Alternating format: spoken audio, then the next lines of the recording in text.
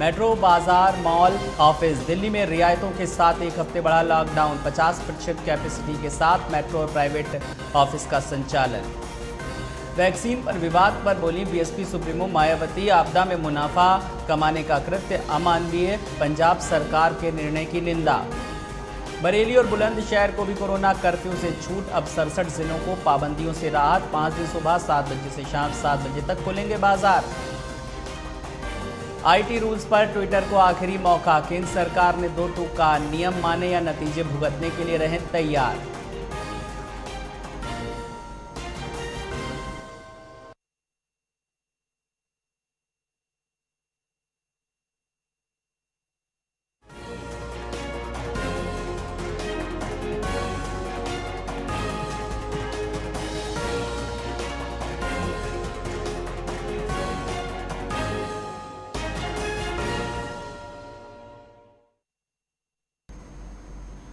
नमस्कार, मैं हूं आपके साथ आलोक। उत्तर प्रदेश के मुख्यमंत्री योगी आदित्यनाथ का आज 49वां जन्मदिन। इसके साथ ही आज विश्व पर्यावरण दिवस भी है। इस मौके पर सीएम योगी ने प्रदेशवासियों को विश्व पर्यावरण दिवस की हार्दिक शुभकामनाएं दी। इसके साथ ही उन्होंने लखनऊ में वृक्षारोपण किया। मुख्यमंत्री योगी ने कहा कि पर्यावरण है तो प्रकृति भी है, प्रकृति है तो जीव सृष्टि भी है। विगत वर्ष कोविड के बावजूद 25 करोड़ से अधिक वृक्षारोपण का कार्यक्रम संपन्न हुआ।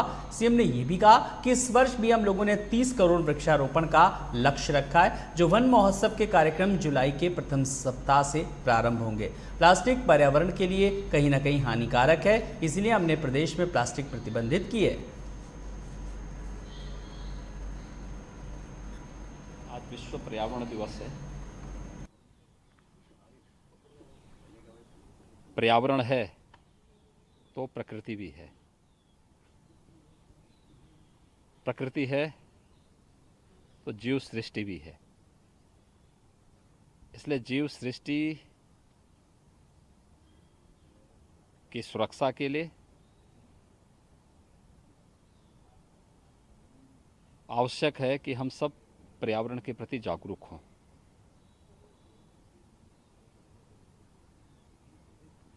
पूरे देश के अंदर पर्यावरण के प्रति जागरूकता पैदा करने के लिए ही प्लास्टिक को प्रतिबंधित करने, अधिक से अधिक वृक्षारोपण लगाने के लिए आदरणीय प्रधानमंत्री जी ने एक अभियान प्रारंभ किया।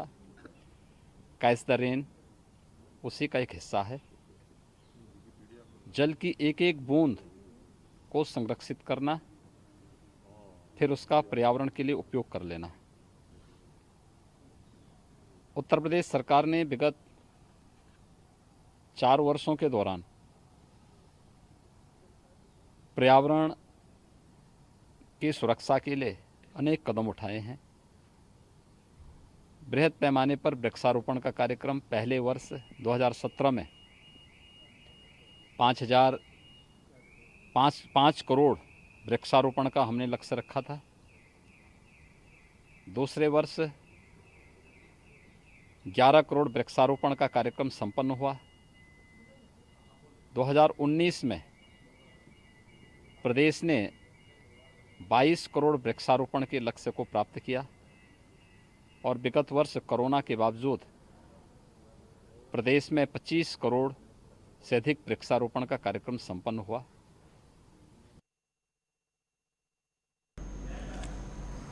आगे बढ़ेंगे। स्वास्थ्य विभाग ने महिलाओं को कोरोना वायरस का टीका लगाने के लिए यूपी के हर जिले में अलग केंद्र खोलने के निर्देश दिए। इन केंद्रों को पिंक बूथ नाम से जाना जाएगा। ये सेंटर जिले में 2 या जरूरत के हिसाब से बनाए जाएंगे। 7 जून से इन केंद्रों पर टीके लगेंगे। अपर मुख्य सचिव स्वास्थ्य अमित मोहन प्रसाद ने इसके लिए सभी जिलों के डीएम और सीएमओ को निर्देश भेज दिए हैं। वहीं हजरतगंज स्थित सिविल अस्पताल में निदेशक द्वारा महिला टीकाकरण केंद्र बनाया गया, जहां पर 18 से 44 साल की महिलाओं का टीकाकरण किया जा रहा है। इस टीकाकरण केंद्र की शुरुआत 1 तारीख को की गई। सिविल अस्पताल के निदेशक का कहना है कि हम महिला टीकाकरण केंद्र पर सभी महिला स्टाफ द्वारा टीकाकरण करा रहे हैं और ज़्यादा से ज़्यादा महिलाओं का टीकाकरण कर रहे हैं। और जो भी इस केंद्र के टीकाकरण से खुश हो रहा है वो सेल्फी पॉइंट पर खुश होकर सेल्फी ले रहे हैं और अधिक से अधिक लोगों को जागरूक कर रहे हैं।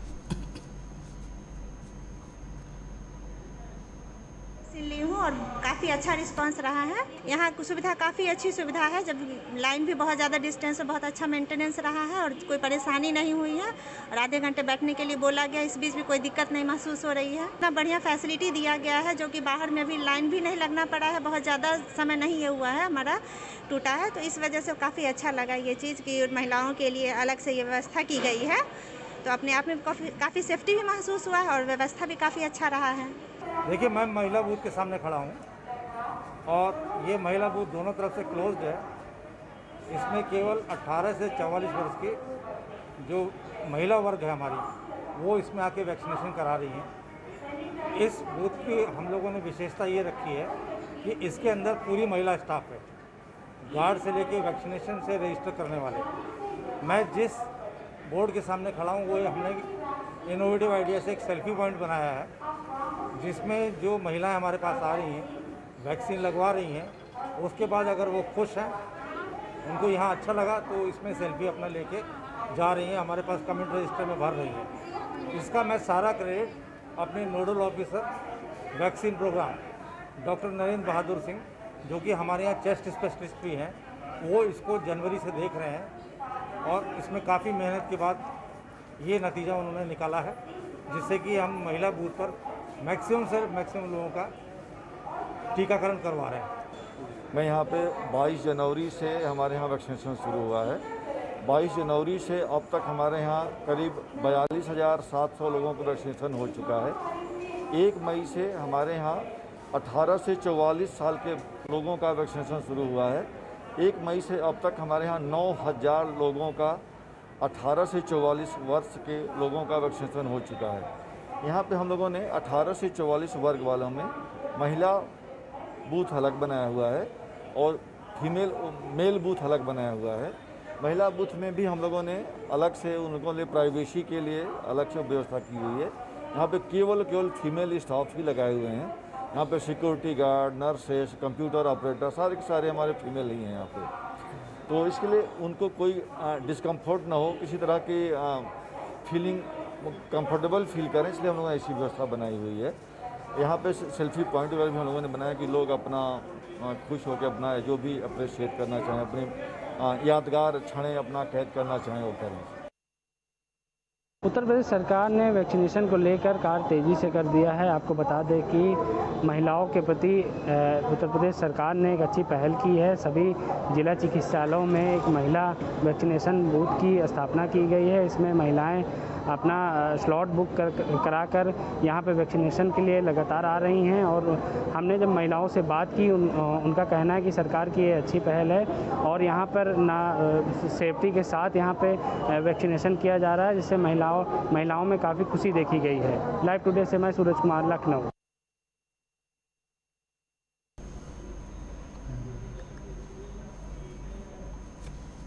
अमेठी जिले में स्वास्थ्य सेवाओं को सुदृढ़ करने की दृष्टि से अमेठी कोतवाली एवं तहसील क्षेत्र अंतर्गत भेटुआ ब्लॉक की ग्राम सभा लौकापुर में करोड़ों रुपए की लागत से बनकर तैयार होने वाले सामुदायिक स्वास्थ्य केंद्र भवन की शुरुआत साल 2008 में की गई। वर्ष 2008 में 2013 तक निर्माण करने वाली कार्यदायी संस्था उत्तर प्रदेश जल निगम की प्रखंड 28 अयोध्या मंडल को 3 करोड़ 23 लाख रुपए का पेमेंट भी हो चुका। आपको बता दें कि निर्माण कार्य में लापरवाही बरती गई तथा सरकारी पैसे का गबन भी किया गया, जिसके चलते परियोजना प्रबंधक ने तत्कालीन जेई के खिलाफ 20 मार्च 2015 को अमेठी कोतवाली में मुकदमा भी दर्ज कराया। तब से लेकर आज तक ये भवन जस का तस पड़ा हुआ है। करोड़ों रुपए खर्च करने के बावजूद भवन अब देखरेख ना होने के चलते जर्जर स्थिति में आ रहा है। वो दिन दूर नहीं जब वो स्वयं भी गिरकर नष्ट हो जाएगा। ऐसे में सरकार की मंशा और जनता के पैसे दोनों पानी में बहते हुए दिखाई पड़ रहे हैं, जिससे जवाब में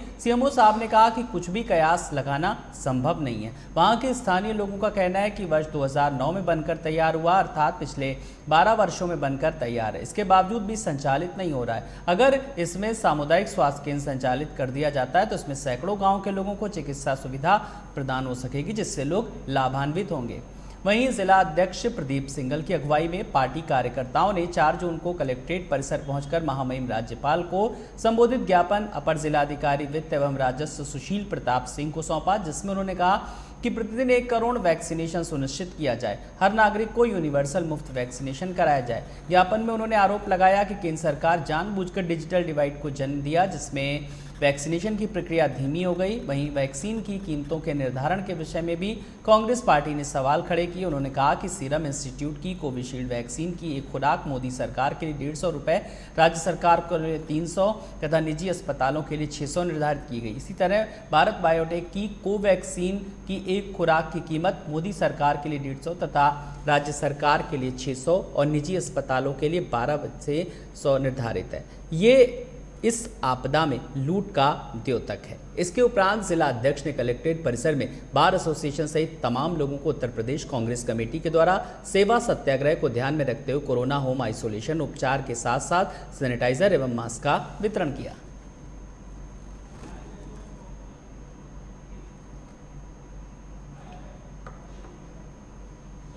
राहुल गांधी जी और प्रियंका जी के दिशा निर्देश पे हम लोग सैनिटाइजर, मास्क और मेडिकल किट सभी लोगों को प्रोवाइड कराई जा रही है, जिससे कि अमेठी में जो भी जिस तरह से हम लोग सेवा कर सकते हैं, कांग्रेस पार्टी सेवा कर सकती है। कांग्रेस के सभी पदाधिकारी और सभी हमारे साथी लोग मिलकर के सेवा भाव में जुटे हैं कि अमेठी में किसी तरह की किसी को कोई दिक्कत ना आने पाए।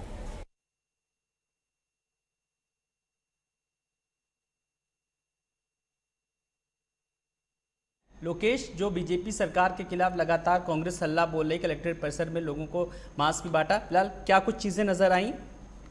जी आलोक जी, आपको बताना चाहूंगा कि जो है कांग्रेस पार्टी कहीं ना कहीं जो अमेठी में उसको लोकसभा चुनाव में हार का मुंह देखना पड़ा था, उसको दृष्टिगत रखते हुए वो जो कहानी दोबारा वो पुनरावृत्ति उसकी नहीं होने देना चाहती है। 2022 का चुनाव सन्निकट है, जिसको लेकर यहाँ पर जो कांग्रेस के जिलाध्यक्ष हैं प्रदीप सिंघल, उनके द्वारा जो है किट बांटी जा रही है, सैनिटाइजर, मास्क बांटे जा रहे हैं, लोगों को जन जन तक पहुंचाने का प्रयास वो कर रहे हैं, जिससे एक तरह से लोगों से संपर्क भी साधा जा सके और जो है उनको दवाएं उपलब्ध कराई जा सके।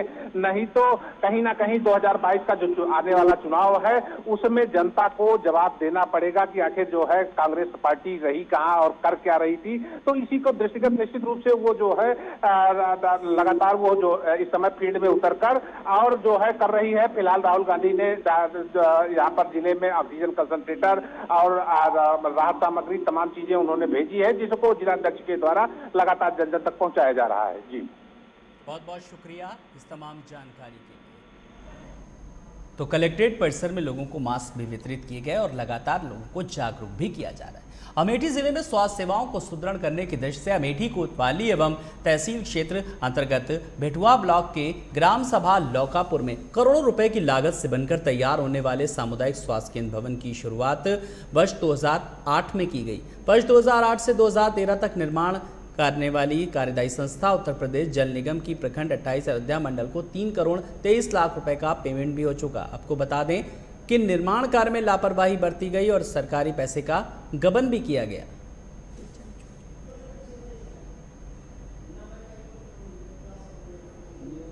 ये अस्पताल जो ये बिल्डिंग 2009 की बन के तैयार हुई है, लेकिन आज तक ये चली नहीं है। आज बहुत समस्याएं होती हैं। हम जैसे पेशेंट हमारे घर के या कोई और गांव देश के बीमार हो जाते थे, हम यहाँ से लेके अमेठी नौगिदुआ तक जाते हैं, लेकिन कोई सूचना नहीं होती है। इसी में रास्ते में दुर्घटनाएं भी घट जाती हैं। ये लगभग 2009 में बन गई थी और अभी तक लगभग 12 साल हो गए इसको, आज तक ये संचालित नहीं हुई है। अब आप देख सकते हैं कि पूरा अस्पताल हमारा टूटा फूटा पड़ा है, जो बना भी था वो भी गिर जा रहा है। और कभी कभी तो ऐसा होता है सिचुएशन में कि अगर गांव के लोग, या हमारे यहाँ बहुत सारे गांव हैं, यहाँ लगभग 100 गांव हैं, तो अगर यहाँ अगर कोई बीमार हो जाता है तो हमको भागना पड़ता है, कभी अमेठी जाना पड़ता है, कभी नौगिरवा भाग कर जाना पड़ता है। इस सिचुएशन में कभी कभी अनहोनी भी हो जाती है हम लोगों के साथ। हमारे संवाददाता जुड़ गए लोकेश, जो घोटाला हुआ उसमें 12 साल से सजा काट रहा और बंदरबाट की बेट चढ़ा नवनिर्मित CHC। तो फिलहाल कौन कौन से नाम सामने आए और अब तक किस तरीके की कार्रवाई हुई, किन किन लोगों पर गाज गिरी? जी आपको बताना चाहता हूं कि ये अमेठी के तहसील क्षेत्र के भेटुआ ब्लॉक के लौकापुर में एक सामुदायिक स्वास्थ्य केंद्र अमेठी की जनता के स्वास्थ्य सेवाओं को ध्यान में रखते हुए इसको बनाए जाने का निर्णय लिया गया। ये 2008 में यहाँ पर जो है इसकी शुरुआत की गई।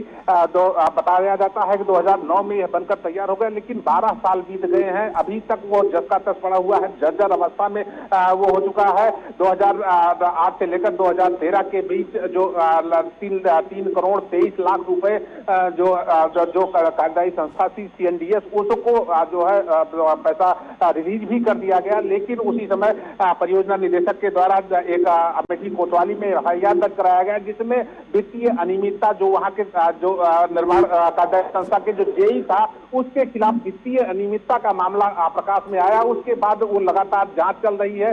अभी 2019 में जो अमेठी जिले के तत्कालीन जिलाधिकारी थे प्रशांत शर्मा, उनके द्वारा जो शासन प्रशासन को पत्र लिखा गया और जिसमें ये कहा गया कि जो है इसको तत्काल जो है इसकी सेवाएं चलाई जाए, इसका निर्णय लिया जाए, लेकिन अभी तक ना सरकार ना जो कार्यदायी संस्था कोई भी इसका संज्ञान नहीं ले रही है, जिसके चलते कहीं ना कहीं यह बड़ी समस्या है। अगर यह बनकर तैयार हो गया था तो इसको चलाना चाहिए था। अभी कोविड का माहौल चल रहा था, इसमें लोगों की जो समस्याएं थी कहीं ना कहीं उन समस्याओं में राहत उससे मिलती, लेकिन लगातार 12 वर्षों से एक तरह से जिस तरह भगवान राम 14 वर्षों तक वनवास झेले, उसी तरह से 12 वर्ष ये भी बीत चुका है। अब देखिए आने वाले समय में कब तक यह जो है संचालित हो सकेगा, यह तो भविष्य के गर्त में छिपा हुआ है। जी चलिए, बहुत बहुत शुक्रिया इस तमाम जानकारी के लिए।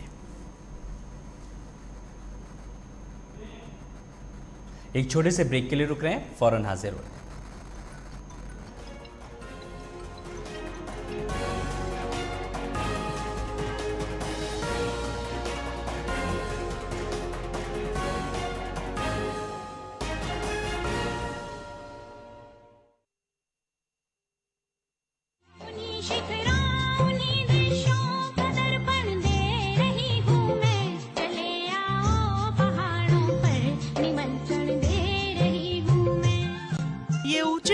पर्वत, इन नदियों की कलकल जहां, देवों की भूमि गंगा की पावन धरा है वहां। केदार में बसते शिव, बद्री में विष्णु का बसेरा, हेमकुंड साहिब की श्रद्धा भक्तों को खींच लाती है यहाँ। हर मील पर बदलती है भाषा, हर रूप है सुंदरता की नई परिभाषा। उत्तराखंड दीदार है हर शख्स की अभिलाषा। मौली की सुंदरता से लेकर जिम कॉर्बेट के रोमांचक सफर तक, हर खबर के लिए देखिए उत्तराखंड लाइव। सुबह 9 बजे, दोपहर 2 बजे और शाम 6 बजे, सिर्फ लाइव टुडे पर।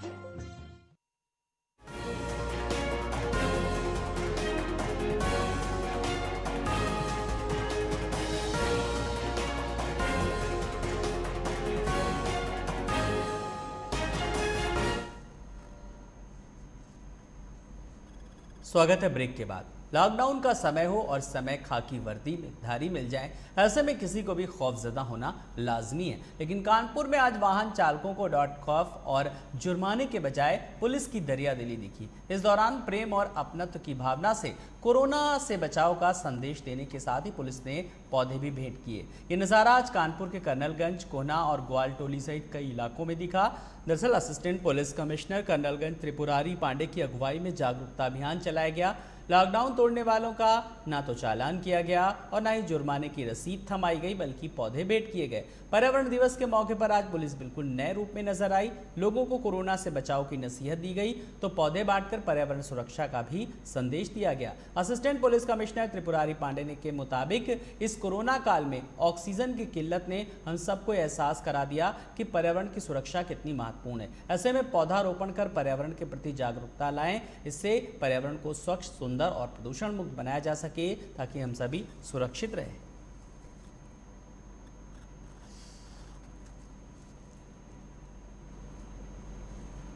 वहीं फर्रुखाबाद के राजेपुर क्षेत्र के इस प्रकृति के पुजारी ने पर्यावरण को बचाने के लिए समाज को आईना दिखाया। बरेली हाईवे के पास तुषौर गांव में 4 बीघे जमीन पर बना फूलबाग केवल महेश राठौर की वाटिका नहीं बल्कि बाढ़ की विभीषिका से हर साल गिरने वाले गंगा पार क्षेत्र को हरा भरा रखने का संकल्प दिलाने वाला हरियाली घर है।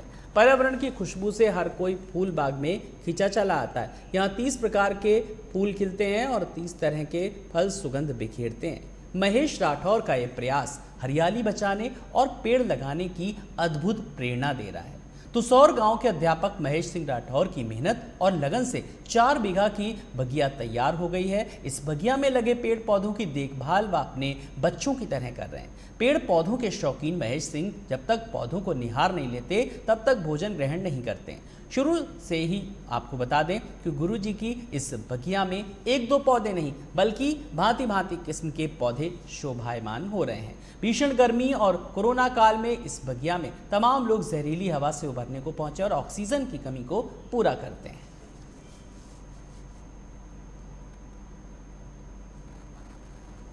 अपने पिताजी की पूर्ण तिथि में उसके हिसाब से जो ये पर्यावरण शुद्ध करने के लिए जो बनाया है बहुत अच्छा कार्य किया है।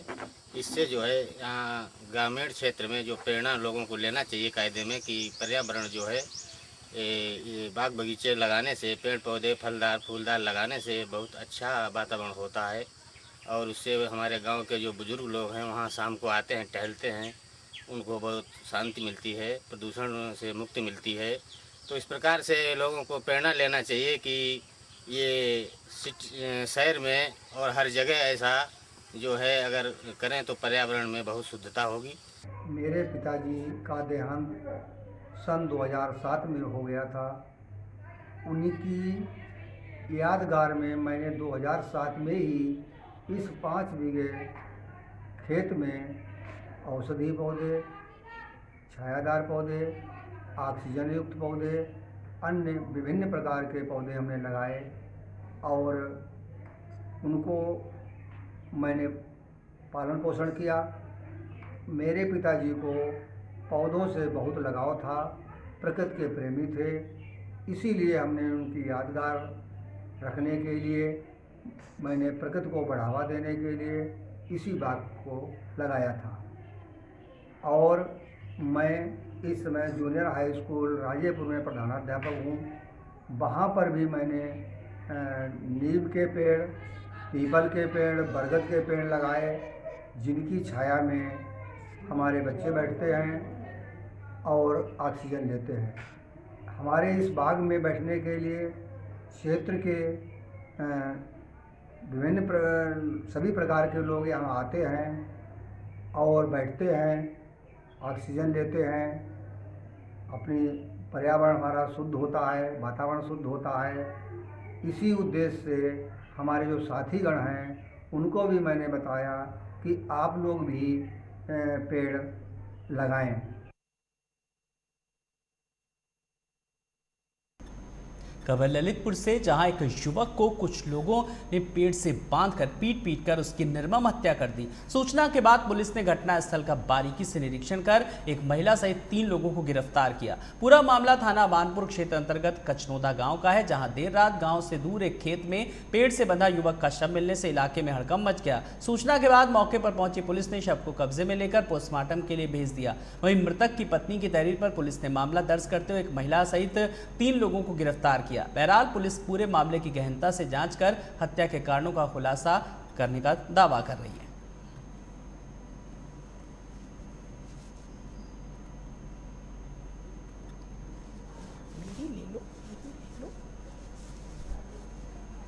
हमें रात में सूचना आई थी कि एक व्यक्ति की हत्या कर दी गई। थाना पुलिस को जब सूचना प्राप्त हुई तो 112 की गाड़ी और थाना पुलिस तत्काल मौके पर पहुंची। वहां पे पूरी जानकारी करने में पता चला कि ये 3 व्यक्तियों द्वारा गांव के ही एक रग्गा कुशवाहा करके जो व्यक्ति है 45 साल उनकी लगभग उम्र थी, उनकी हत्या कर दी गई थी बांध के रस्सी से और डंडों से पीट के। वहाँ पे क्षेत्राधिकारी भी पहुँचे और बॉडी को कब्जे में लेके उसका पंचनामा पोस्टमार्टम की कार्रवाई कराई जा रही है। और जो इसमें जो मृतक है उनकी पत्नी की तरफ से तहरीर लिख के संगत धारा में मुकदमा पंजीकृत किया गया है और आगे की विधिक कार्रवाई कराई जा रही है।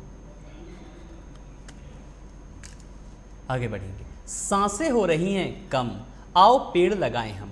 आज जो समय है उससे पता चल रहा है कि हम सबके जीवन में पेड़ों का कितना महत्व है। हम अपने आसपास व अपने घरों में पेड़ को अवश्य लगाएं। पेड़ हमारे सच्चे मित्र हैं। कुछ ऐसा ही संदेश दिया सोरामऊ निवासियों ने कि अब वही पौधे ज्यादा लगाएंगे जो ऑक्सीजन ज्यादा बढ़ाएंगे। ये कहना है सोरामऊ गांव के निवासियों का, जिन्होंने आज अपने गांव के लोगों के साथ मिलकर गांव के प्राथमिक विद्यालय की प्रधान शिक्षिका, जिन्हें हाल ही में राष्ट्रपति रामनाथ कोविंद ने राष्ट्रीय शिक्षक अवार्ड से नवाजा है, उनके साथ मिलकर स्कूल में विश्व पर्यावरण दिवस के मौके पर पौधारोपण किया। गांव वालों का कहना है क्योंकि कोविड-19 में हमें ऑक्सीजन का महत्व पता चल गया है, इसीलिए राष्ट्रीय वृक्ष बरगद के अलावा पीपल और ऐसे पौधे ज्यादा लगाएंगे। इस मौके पर राष्ट्रीय शिक्षक पुरस्कार पाने वाली श्रीमती स्नेहिल पांडे के साथ कानपुर के डॉक्टर प्रवीण सारस्वत और रेड क्रॉस सोसाइटी के उन्नाव के प्रमुख श्री सलीम खान, गाँव की प्रधान और निवासी भी कोविड का पालन करते हुए कार्यक्रम में मौजूद रहे, जिसकी काफी लोगों ने सराहना की।